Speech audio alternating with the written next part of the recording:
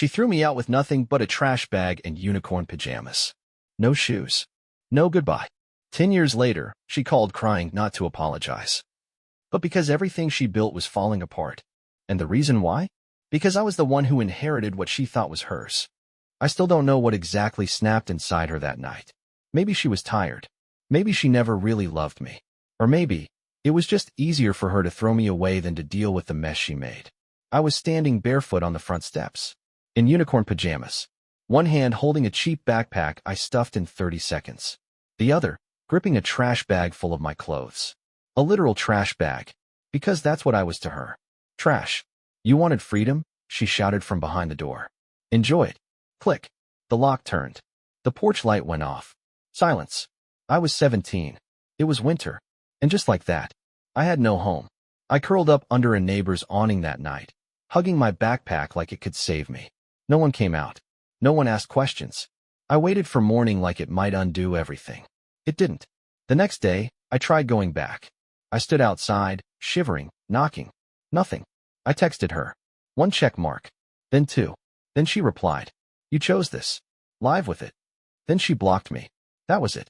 I walked to school in those same pajamas. Pulled my hoodie up, tied it tight, hoped no one would notice. They did. The principal pulled me into his office. Asked where my parents were. I told the truth. He stared. Didn't believe me at first. But then he called Child Protective Services. They came with fake smiles and clipboards. We'll find you a temporary place, sweetheart. Just hang tight. 2 days later, I was in a group shelter. Not a foster home. Not even a real institution. Just a place for the unwanted in transition. The smell of bleach, overcooked soup, and hopelessness clung to the walls. I had a metal-framed bed, a flickering ceiling light that never turned off. On one side, a girl who cried in her sleep every night. On the other, someone who whispered prayers like a broken record. I didn't speak. Not for a week. Then 2. I just watched. Listened. Pretended I was invisible. And then, I ran. Through a bathroom window. Down the fire escape. Into the freezing night. I didn't have a plan, but I knew where to go. The 24/7 grocery store across town had a vent in the back that blew out warm air. That's where I lived for the next 3 months. I slept curled next to that vent, hugging my backpack, trying not to be seen. Sometimes, a security guard would toss me an expired granola bar. Sometimes, nothing. I found a job at a car wash. Weekends. Under-the-table pay. Washing SUVs in freezing weather. Painful. Miserable. But better than freezing to death. I enrolled in a night school under a fake address. Borrowed textbooks from a donation bin. Studied in the back of the library. Nobody asked questions. I passed. Graduated. Applied to college. Out of state. Full scholarship. And I left. No goodbye. No tears. No one knew where I went. Not even her. 10 years. 10 years of silence.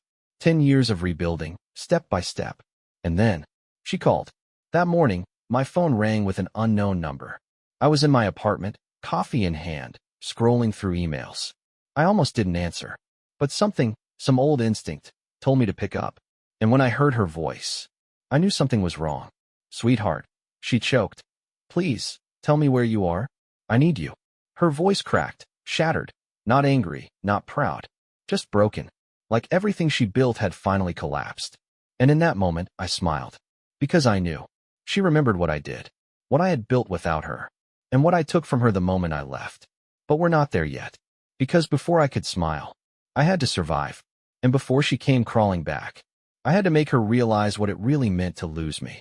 When I heard her voice after 10 years, it didn't sound like the woman who once threw me out into the cold. It sounded small, broken. Sweetheart, she repeated. Please, just talk to me. I didn't say a word, just listened. She cried, tried to pull the whole, I'm your mother routine. Said she missed me, that she thought about me every day. Said she was proud of the woman I'd become. I nearly laughed. She didn't know who I'd become. She hadn't even seen me survive. You don't have to talk now, she whispered, like she knew I was there.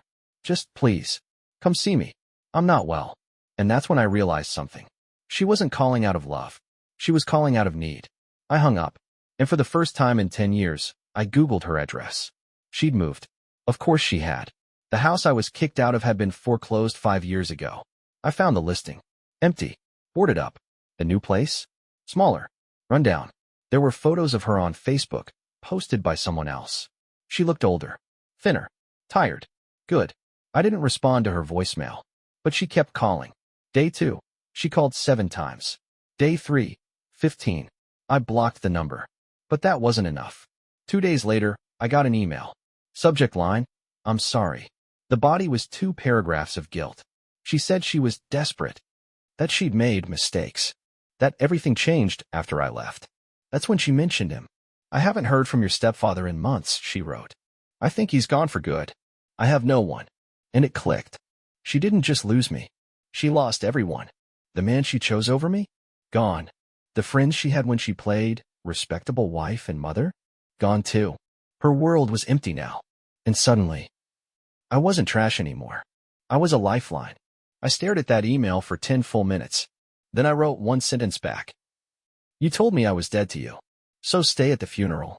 I had sinned, then deleted the thread. But the past wasn't done with me yet. Because that same night, someone knocked on my door. 3 soft taps. I froze. No one knew where I lived. Not even old friends. I peeked through the peephole. It wasn't her. It was a girl. Early 20s. Nervous. Holding an envelope. I opened the door 2 inches. She looked up. "You're her daughter, right?" I said nothing. "She sent me." As she glanced around, voice dropping, "I'm her niece. Your cousin, technically. Can we talk?" I should have slammed the door. But something about her eyes stopped me. So I let her in. We sat in silence for a while. She offered me the envelope. Inside, a letter, handwritten, and a folded photo. The letter was long. Begging. Apologizing. Blaming everything on circumstances. Claiming she wasn't in control of what happened. I stopped reading after the 3rd. I didn't know what else to do. I turned to the photo. It was me. Age 17. Standing on that porch. In unicorn pajamas. Trash bag at my feet. She took a picture. She documented the moment she threw me out. Why? Why would she keep that? My hands shook as I held it. Anger surged through me. But then, something worse than anger settled in. Pity. I looked at the girl on the couch. "My cousin. Why are you here?" I asked quietly. She hesitated. "She's sick," she said. "Doctors think it might be serious. Then she should see a doctor." "She already has," she said. "It's stage 3. Liver." That hit different. But I stayed quiet. She kept going. She said she needed to make things right. Before it's too late. I looked down at the photo again. The girl in the picture didn't care about redemption. She cared about survival. And I'd survived. Alone. Now she wanted to crawl back into my life because hers was falling apart? No. No. Thank you. I stood up and opened the door. The girl stood too, unsure. "You're not even going to read the rest?" "No," I said. "I lived it." She didn't argue. She left. And I stared at that photo long after she was gone. She had kept it all these years. Not because it meant anything to her, but because she knew one day she'd need me. And that day had finally come. I didn't sleep that night. That photo haunted me. Me, 17, on the porch, crying. And she kept it. Like a trophy. Like it meant something. By morning, I'd made up my mind. I wasn't going to forgive her. I wasn't even going for closure. I just wanted to see it. To see what she looked like after 10 years of living with her choices. So I drove. 3 hours. Out of state. To a gray, peeling apartment building surrounded by chain-link fences and overgrown weeds. Funny. The woman who once said I'd never make it out there on my own was now living like someone who'd lost everything. I stood outside her door for a long time. Then I knocked. No answer. Second knock, still nothing. I was about to leave when the door opened just an inch. She peeked through. And when she saw me, her knees buckled. "Oh my God," she breathed. "You came." I didn't say anything. I couldn't. I was too busy memorizing the moment. She looked old. Not just in the way time ages people. In the way regret rots them. Her eyes were puffy. Skin pale. Hair thinned out and messy.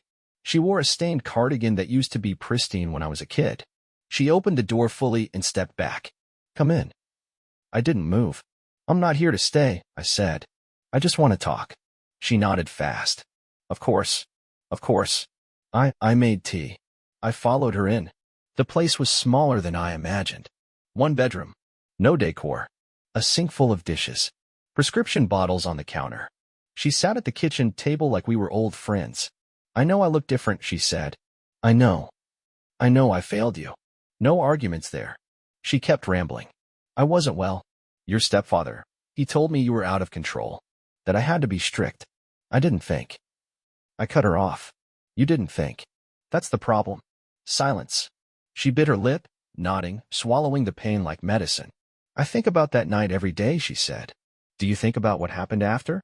I asked. Do you think about where I slept? What I ate? How I paid for anything? Tears welled up.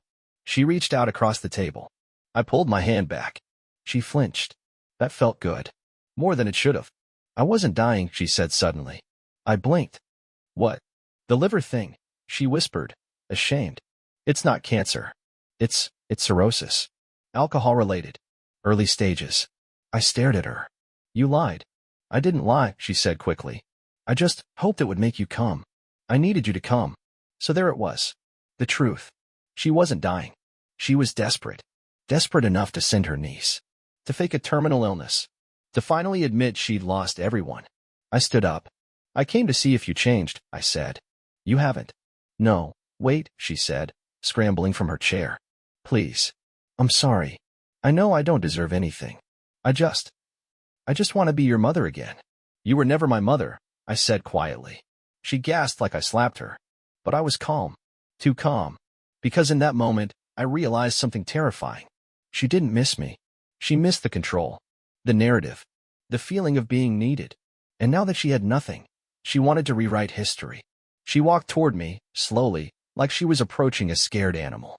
You've done so well, she said softly. You're successful. You're strong. I'm proud.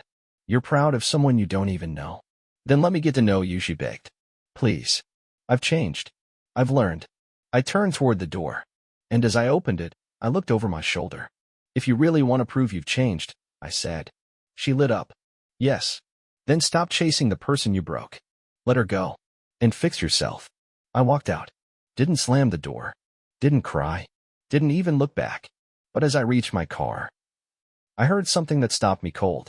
She was sobbing. Not quietly. Not gently. Loud, gut-wrenching, gasping sobs. It shook something in me. Something I thought was dead. But I didn't turn around. Because this wasn't my burden anymore. I didn't hear from her for 2 weeks. After that visit, I thought it was over. She'd seen I wasn't the scared teenager in unicorn pajamas anymore. I figured she'd crawl back into whatever mess she'd made of her life and leave me out of it. But I should have known better. Because people like her don't stop when you say no. They just find new ways to ask. It started small. An email. I just want to know how you're doing. That's all. Then a voicemail. There's something important we need to discuss. I wouldn't ask if it weren't serious. Then another knock on my door. This time, it wasn't her. It was a man in a suit. Ms. Carter, he asked. Who's asking? I'm with Wallace and Jameson. I represent the estate of Edward Carter. I blinked. That name hadn't passed through my head in years. My grandfather. Sorry, I said. You've got the wrong person. He's dead. Yes, the man replied calmly. And he left you something. Wait. What? He handed me a thick envelope. Inside. A letter. A copy of a will. And a bank statement. My breath caught.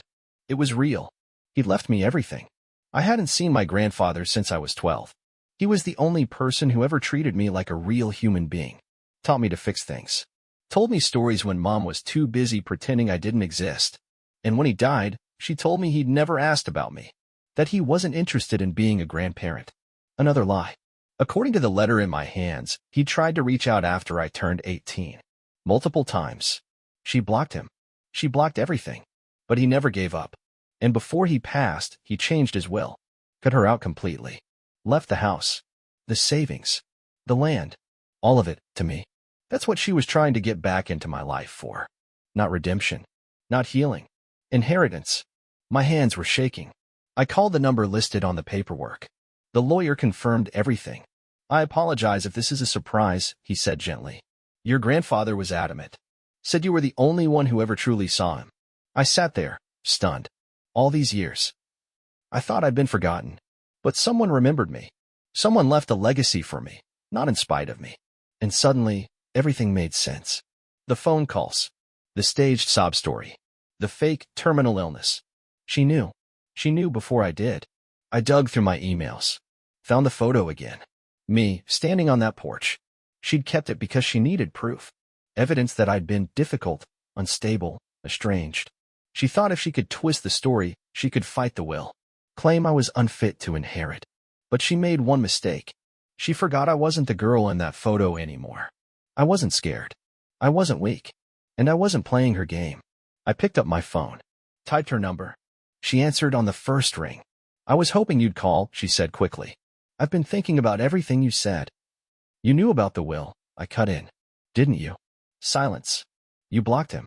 Lied about him. And now that it's mine, now you're sick. Now you're sorry. Her breath caught. I only found out recently, she said, voice trembling. You knew before you called me the first time. She didn't respond. That's why you sent your niece. Why you faked your diagnosis. Because you thought I'd roll over and hand it to you. Sabrina, please. I hung up. Not out of rage. Out of power. I finally understood. She never wanted me to come back. She just wanted to win. And I wasn't about to let her. She wanted to play dirty? Fine. But she forgot something. I'd survived homelessness. I'd built my life from nothing. She'd built hers on lies. I had the truth. She had fear. And I was done protecting her reputation. I opened my laptop. Started typing. 10 years ago, my mother kicked me out in the middle of the night. I was 17. No coat. No shoes. Just unicorn pajamas and a trash bag. This is how she tried to crawl back into my life. I didn't name her. Didn't have to. I didn't even write it for attention. I wrote it for me. Posted it on Reddit. Within hours, it exploded. Thousands of upvotes. Hundreds of comments. People from all over the world, strangers, telling me I wasn't crazy. That what happened to me was abuse. That I wasn't alone. But then it got shared. Facebook, Twitter, TikTok. Someone even found the old listing for our house. Matched it to the story. They did name her. That's when the real chaos started. She called again, screaming, "You're ruining my life." I stayed silent. "You ungrateful little. How dare you post that filth about me online? You think people won't find out who you're talking about?" "They already have," I said calmly. She lost it. "You don't know what you're doing. People are messaging me. My coworkers are asking questions. My church group saw it." I wanted to laugh. Church group? The same woman who told me God helps those who help themselves. As she locked the front door behind me, I didn't care. "You did this to yourself," I said, and hung up. 2 hours later, I got an email from someone I hadn't heard from in a decade. Vanessa, my old neighbor. The one who used to babysit me. The one my mom always pretended didn't exist because she wore too much eyeliner. Her message? "I read your story. I knew something was wrong that night. I wish I'd said something. If there's anything I can do now, I'm here." I sat there staring at that message. For the first time, I felt seen. Not as a survivor. Not as some sob story. As a real person. Someone people believed. I replied. Told her everything. The will. The inheritance. The fake diagnosis. She didn't just respond. She offered to help. Turns out, Vanessa was a paralegal now. And she knew exactly how this kind of manipulation works. "She's going to try to contest it," she warned me. "You need to get ahead of it." I nodded. I knew. Because my mother was many things. But she was never stupid. Sure enough, the next week, I got a legal notice. She'd filed a petition. Unjust inheritance due to estrangement and manipulation. She was trying to prove that I'd coerced my grandfather into changing the will. That I was mentally unstable and estranged. That I abandoned the family and only reappeared for the money. I laughed when I read it. Not because it was funny. Because it was pathetic. She was using the same tricks she always had. Twist the truth. Rewrite the story. Play the victim. But this time, she wasn't the only one with receipts. I had the messages. The voicemails. The photos she'd sent me. Me standing on the porch, holding a trash bag. Why would you keep a photo like that if you didn't plan to use it? And then, the final nail. A voicemail she forgot I saved. From years ago. After I turned 18. She left it by accident. Didn't realize the line was still recording. "That little brat thinks she can leave and act like I didn't raise her. Fine. Let her rot. She'll come crawling back eventually." Guess what? I didn't. But now she's the one crawling. I sent everything to the lawyer. And then, I posted again. This time, with proof. Screenshots. Voicemails. Records of blocked numbers. Legal documents. Redacted, but real. The internet went feral. Thousands of comments. More stories. More survivors. People who had been thrown out. disowned, gaslit into silence. And one phrase kept coming up. You're not alone. But here's the best part. 2 days after my second post went viral, I got a message from a reporter. They were doing a segment on adult children surviving family abuse. They wanted to include my story. I agreed. Not to be famous, but because I wanted the world to hear it. Not just my side, the truth. Court was surreal. I never imagined standing in front of a judge across from the woman who used to scream at me for leaving crumbs in the toaster, now accusing me of manipulating a dying man for money. She wore black, like she was the widow of her own reputation. Had makeup caked on, hairstyled too perfectly for someone sick. No for drips. No medical documents. Just theatrics. She looked at me like I was the villain in her movie. But I wasn't scared. Not anymore. She spoke first. Told the court we had been close before I suddenly cut her off. Said I became hostile as a teenager. That I had mental health issues I refused to treat. Said she tried to help me. Then, with crocodile tears in her eyes, she said, Your Honor, I never abandoned my daughter. She ran away, and I feared for her life. I almost laughed. She kept going. Brought up the inheritance. Said I must have manipulated an elderly man into writing her out of the will. Claimed I reappeared only after he died, conveniently, of course. Her lawyer nodded along like it was all rehearsed. And maybe it was. But then it was my turn. I didn't give a speech. I didn't even raise my voice. I just played the voicemail. Let her rot. She'll come crawling back eventually. The courtroom went silent. Then I handed over the printed messages. Dozens of them. Her begging. Lying. Pretending to be dying. Asking for just a visit after she found out about the will. Then came the picture. Me. 17. Trash bag in one hand. Tears on my face. Your Honor, I said, this is the photo she kept for 10 years. Not because she missed me. Because she planned to use it. To make me look unstable. To claim she was the victim. I paused. And yet, here I am. Her face twisted. Her lawyer tried to object. Tried to spin it. But the judge was already flipping through the evidence binder. Then came the final blow. My grandfather's letter. Handwritten. Signed. Filed through the estate attorney. In it, he wrote, I have chosen to leave everything to Sabrina. Not out of guilt or manipulation, but because she is the only one who ever showed me kindness. Her mother cut her off. I won't. That was it. No drama. No yelling. Just ink on paper. And in that moment, she knew. She'd lost. She slumped in her seat like someone had knocked the air out of her lungs. For the first time in forever, she looked small. Just like I had looked 10 years ago on the porch. Except I didn't pity her. Because she built this moment. Brick by brick. Lie by lie. And now she had to sit in the ruin. The judge dismissed her petition with prejudice. Which meant she couldn't try again. No appeals. No loopholes. The inheritance was mine. And as I walked out of that courtroom, she called out behind me. You think you've won? You ruined me. I stopped. Turned halfway. Looked her dead in the eyes. You ruined yourself. I just stopped cleaning up after you. And I walked away. I thought the courtroom would be the end of it. She'd made her move. I made mine. I walked out with peace. She walked out with nothing. But people like her, they don't just disappear. They escalate. It started subtly. A weird email to my boss. Anonymous. No subject line. Just a single sentence. Do you know what kind of person you've hired? They didn't buy it. My record was clean. My performance spotless. We laughed it off. Until the second one came. This time from a burner Gmail. A whole PDF attached. Inside? A 3-page letter. Accusing me of being unstable. Manipulative. Mentally ill. That I'd exploited a dying man for money. That I had a history of violence and might be a threat to coworkers. They didn't laugh that time. HR called me in. Asked if I had enemies. I told them the truth. I have one. And she's my mother. They didn't say anything for a while. But eventually, they believed me. They'd seen the viral Reddit posts. The news segment. They knew the story. What they didn't know was that she had taken it personally. She couldn't sue me. She couldn't shame me in court. So now, she wanted to make me look dangerous. And it didn't stop at work. She made a Facebook post. One of those long, dramatic rants where every paragraph is a lie. I gave everything for my daughter. I raised her alone. She abandoned me. Manipulated my father. Took everything. Now she's spreading lies to strangers. I don't want revenge. I just want the truth to come out. The comments section? A mix of sympathy and confusion. Her friends started tagging me.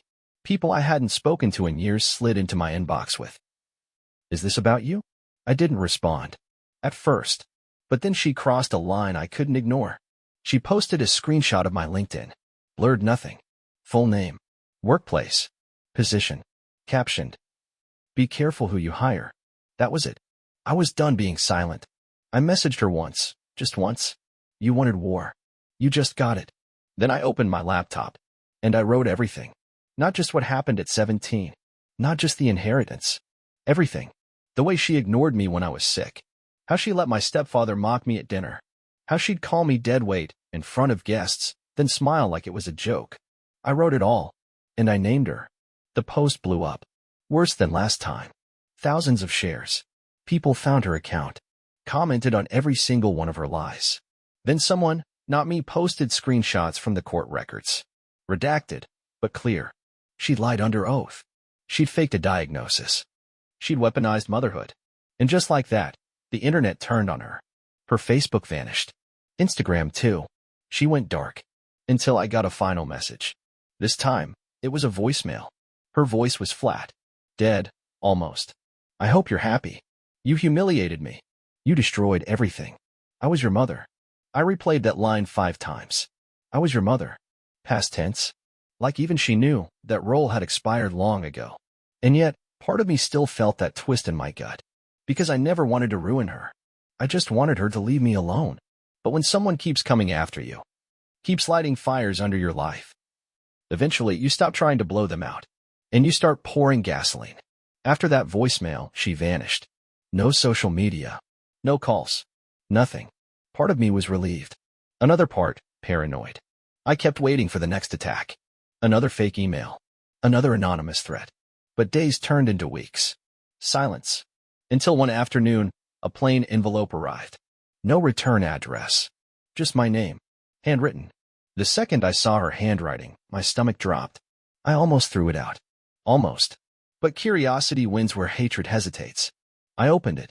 Inside 2 things. A folded letter. And an old photo. I looked at the photo first. It was her. Barely in her 20s. Holding a baby. Holding me. She looked happy. Not fake happy. Not posed. Just tired. Glowing. Smiling into the camera like the world hadn't crushed her yet. And then I read the letter. "Sabrina, if you're reading this, it means I've finally shut up. I figured you deserved the truth. The whole one. Not just the parts that made me look better. I wasn't a good mother. I know that. But you need to know. I wasn't born cruel. I was made that way. Your father left the second I told him I was pregnant. My parents, your grandparents, told me I ruined their lives. Kicked me out. I was 19. I had nowhere to go. The only person who helped me was your grandfather.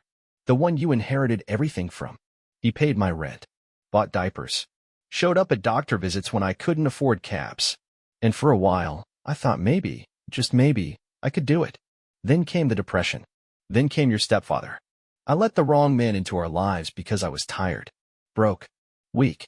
And then I let him poison how I saw you. He told me you were manipulative. That you didn't respect me. That you were trying to break us apart. I believed him. Because it was easier than believing I'd failed you. I stopped reading. My hands were shaking. I didn't want this. I didn't want sympathy. But the words pulled me back in. You were never the problem. You were the only thing I ever did right. But I buried that truth so deep I couldn't see it anymore.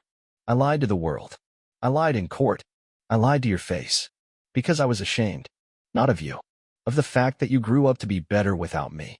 And when I saw what your grandfather left you, I panicked. Not because of the money. Because it confirmed what I'd always known but never admitted. You weren't just stronger than me. You were free of me. And I didn't know how to live with that. I sat in my apartment, that letter open on my lap, just stunned. It didn't make what she did right. Didn't undo the trauma. Didn't erase the nights I slept next to a vent behind a grocery store. But it did something I wasn't expecting. It filled in the blanks. I always thought she was a monster. Cold. Calculating. And maybe she became that. But once, a long time ago, she was just a scared 19-year-old girl holding a baby with no one to help her. Except one man. And now I had everything he left behind. A home. A second chance. And a legacy that had nothing to do with her lies. I finished reading the letter. No ask for forgiveness. No dramatic goodbye. Just one line at the end. If you ever have a daughter, tell her the truth from the beginning. Please.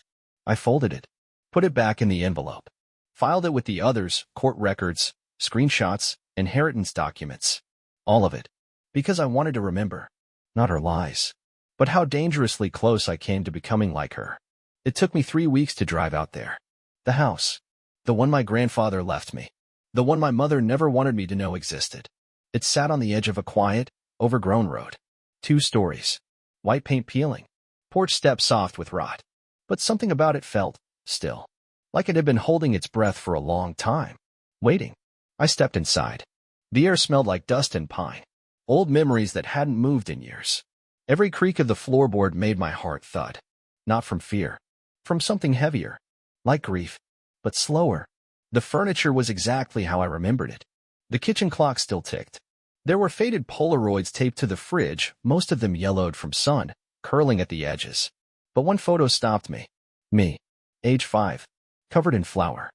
Sitting on the counter while my grandfather held up a spoon like it was an award. I hadn't even remembered that day. But he had. I wandered through the house in silence. Every corner had something from another lifetime.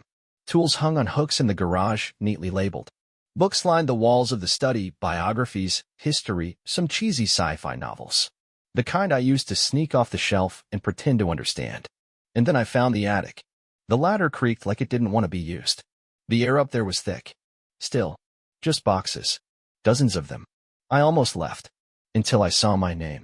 Written in thick black marker on the side of one dusty box. For Sabrina.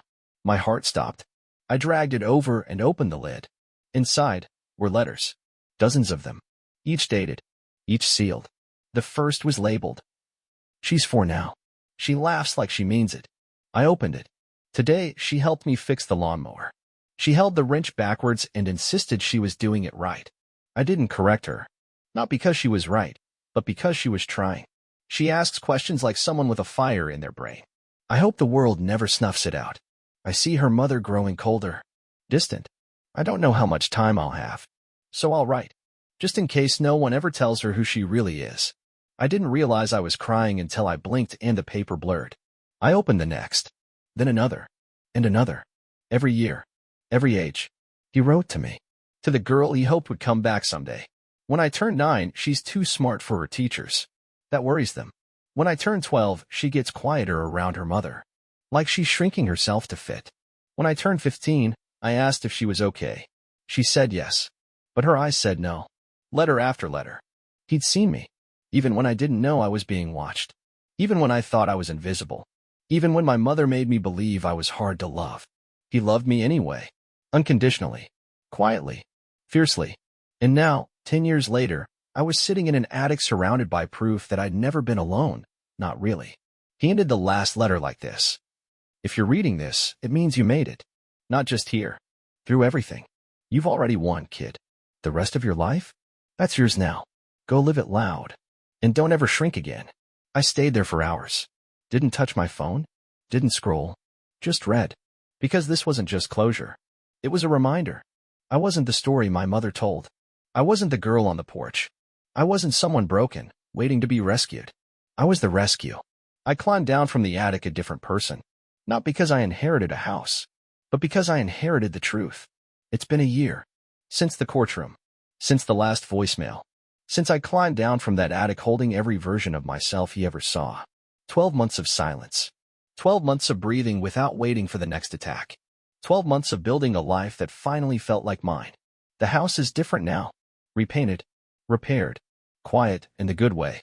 Sometimes I still sit in the attic. Not because I'm stuck in the past. Because it reminds me I survived it. I framed one of his letters. The line that hit me hardest. The rest of your life? That's yours now. And it is. For the first time, I'm not surviving. I'm living. I have a job I love. A partner who listens. Friends who don't ask me to shrink. No more secrets. No more shame. No more pretending I wasn't thrown out and left for dead in unicorn pajamas at 17. That girl, she's not my shadow anymore. She's my origin story. And today, I finally wrote back. Not to her. Not to the mother who only reached for me when I became valuable. To him. My grandfather.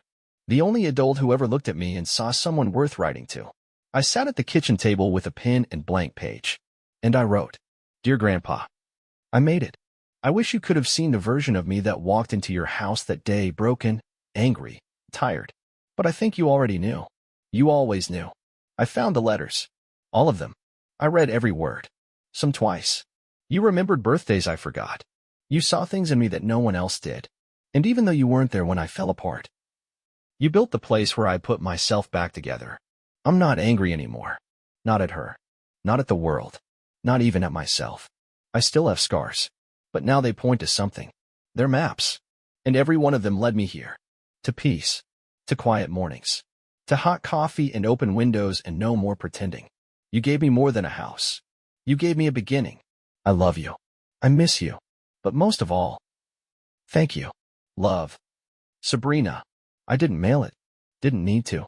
I folded it, walked to the big oak tree behind the house, the one he used to sit under when I was small, and tucked it under a stone. Not a grave. A promise. I turned around, walked back toward the porch, and didn't look back. Because that chapter? It's over. But the story, my storia, is just beginning.